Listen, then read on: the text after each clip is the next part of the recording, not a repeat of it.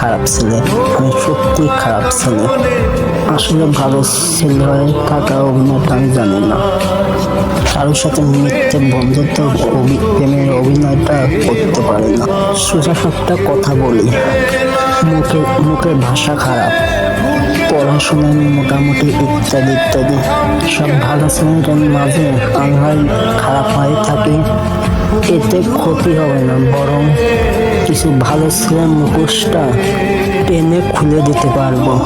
খুব সহজে মানুষকে বিশ্বাস করে ফেলি, বিনিময় বারবার ধোঁকা খাতে হয়। কারোকে কষ্ট দেখতে পারি না, তাই তো নিজের কষ্টে কেউ পাশে থাকে না।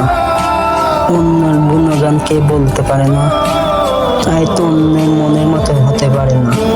কারোকে ছোট করে দেখতে পারি না, তাই আমি খারাপ।